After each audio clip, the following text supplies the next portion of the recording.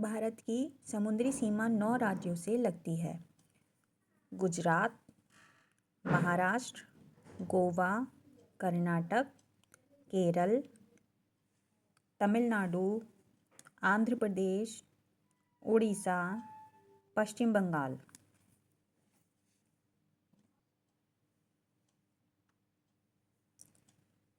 इसके अलावा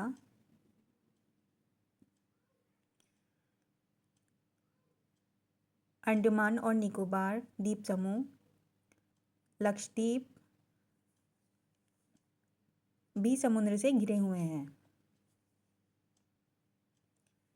अगर कोई राज्य जल सीमा बनाता है तो जल सीमा बनाने का उस राज्य को क्या क्या फ़ायदा होता है। समुद्र के रास्ते माल की ढुलाई सस्ती और आसान होती है, जिससे व्यापार बढ़ता है।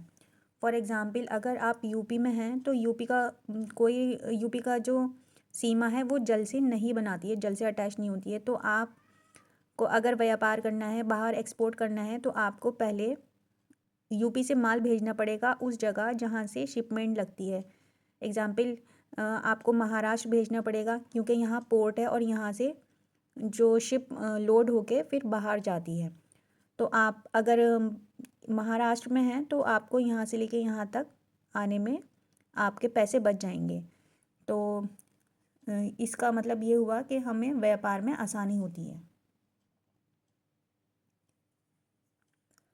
अगर आप ऐसे राज्य में रहते हैं जिसकी जो जल सीमा है वो समुद्र से लगती है, तो आपके लिए मछली पकड़ना और उससे जुड़े उद्योग आसान हो सकते हैं, जिससे लाखों लोगों को रोज़गार मिलता है।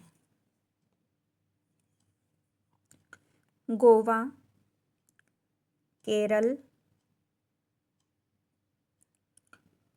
और अंडमान जैसे इलाकों में समुद्री पर्यटन बहुत पॉपुलर है, जिससे राज्य की अर्थव्यवस्था को फ़ायदा होता है।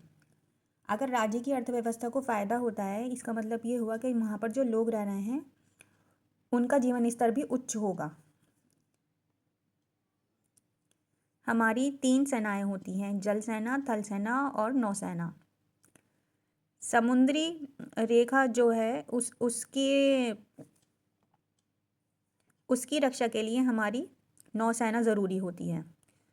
अगर यहाँ से लैंड से कोई इंसान अंदर आता है, पाकिस्तान से कोई अंदर आता है, तो वो हमारी थल सेना उसका सामना करेगी। और अगर कोई हमारे ऊपर से वायु से कोई हमारे ऊपर आक्रमण करता है तो उसका जो सामना करती है वो हमारी वायुसेना करती है।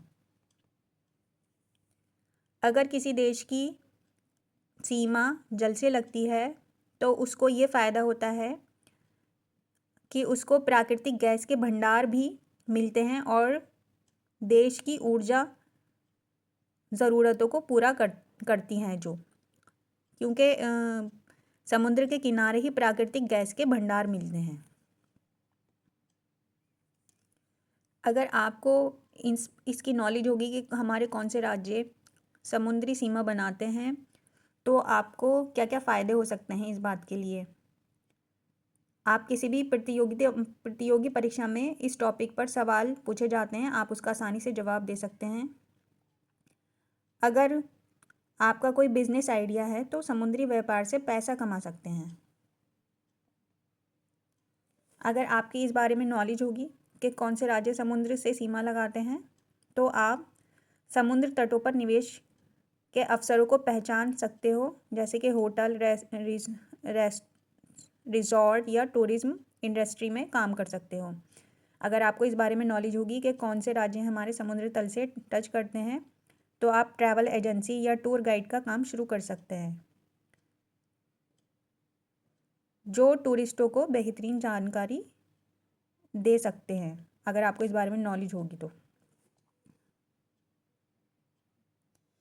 अगर आपको ये जानकारी अच्छी लगे तो आप मेरा चैनल सब्सक्राइब कर दीजिएगा और लाइक कर दीजिए। और आप अगर किसी टॉपिक पे जानकारी चाहते हैं तो आप मुझे बताइए कमेंट करके, मैं उस टॉपिक पे वीडियो बना दूँगी। Thank you.